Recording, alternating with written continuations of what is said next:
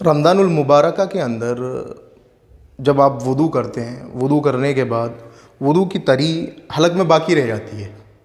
تو بعض لوگ اس کشمکش میں ہوتے ہیں کہ بھئی اگر ہم اس تری کو حلق میں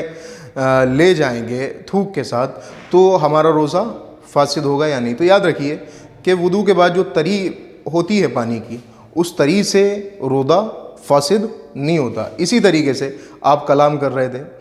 کلام کرنے میں یعنی کہ بات کرنے میں بہت زیادہ تھوک آپ کے منہ میں جمع ہو گیا، اب وہ تھوک آپ نے نگل لیا یعنی کہ اپنے حلق میں واپسی لے لیا، تو اس سے بھی روزہ فاسد نہیں ہوتا۔ ہاں، اس کی ایک صورت ہے کہ بھئی آپ نے تھوکا اپنے ہاتھ پہ، اب تھوکنے کے بعد آپ اس تھوک کو اپنے حلق میں جو ہے دوبارہ سے واپسی لے لیں، نگل لیں اس کو، تو اس صورت میں روزہ جو ہے ٹوٹ جائے گا، اگرچہ یہ فطرت کے خلاف عمل ہے۔ لیکن یہاں ایک اور چیز ہے، وہ یہ کہ بھئی آپ بات کر رہے تھے، بات کرتے کرتے تھوک منہ سے نکلا اور رال بہنے لگی، اب اس کی جو ہے نا مطلب رال جو ہے وہ خوب لمبی لمبی بہنے لگی، ابھی ٹوٹی نہیں ہے، اب اسے جو ہے آپ سوت لیں، اسے ایسی حلق میں سوت لیں، وہ ٹوٹی نہیں ہے نا، وہ بالکل سیدھی ہے اور بالکل مطلب سیدھی، ابھی ٹوٹی نہیں ہے، اب اس کو شروع کر کر جو ہے حلق کے اندر ہم نے سوت لیا، تو اس صورت میں بھی جو ہے نا روزہ نہیں ٹوٹے گا۔ اور اسی طریقے سے دھول، گرد، غبار اگر اڑ کر ہمارے حلق میں آ جائے تو اس سے بھی روزہ نہیں ٹوٹے گا۔ اور ایک چیز اور ہے ہمارے معاشرے کے اندر روزے کے متعلق، وہ یہ کہ بھئی روزے میں غیبت کرنا، چغل خوری کرنا، یہ روزے کو توڑ دیتا ہے۔ دیکھیے، غیبت ہو، چغل خوری ہو، جھوٹ ہو، یہ تمام فعل حرام ہے اور ان کے بارے میں حدیث میں، قرآن کے اندر بہت زیادہ وعید آئی ہے۔ یہ فعل گناہ ہے، ان فعل سے جو ہے آپ بچیں جہاں تک ممکن ہو، خالی روزے میں ہی نہیں، روزے کے علاوہ میں بھی۔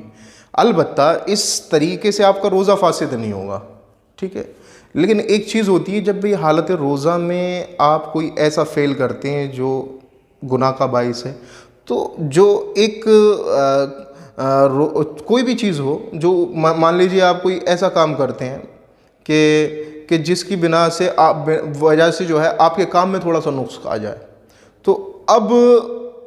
آپ وہ کام کریں گے، کام تو اگرچہ آپ کا پورا ہو گیا، لیکن کام اگر وہ کام نہ کرتے جس کام کی وجہ سے نقص آ رہا ہے تو آپ کا کام زیادہ بڑھیا ہوتا۔ اسی طریقے سے روزہ تو مکمل ہو جائے گا، روزے میں کوئی کمی نہیں آئے گی، لیکن کیونکہ یہ فعل حرام ہے، گناہ کا باعث ہے اور اس کے بارے میں حدیث میں وعید آئی ہے، تو اس کی وجہ سے یہ ہے کہ آپ کے روزے کی جو ہماری زبان میں کہا جاتا ہے نا مزیداری، وہ کم ہو جائے گی۔ تو ایسے فعل سے بچیں، اور خالی رمضان میں نہیں، رمضان کے علاوہ بھی آپ کو ان فعلوں سے محفوظ رہنا ہے، کیونکہ یہ فعل نیکیوں کو برباد کرنے والے، جھوٹ ہو، غیبت ہو، چغل خوری ہو، حسد ہو، یہ تمام فعل روزے کو بیکار نہیں کریں گے، یعنی کہ آپ کا روزہ جو ہے اس سے فاسد نہیں ہوگا، البتہ یہ آپ کو گناہ گار کرے گی۔ اسی طریقے سے ایک چیز اور مشہور ہے معاشرے میں، وہ یہ کہ بھئی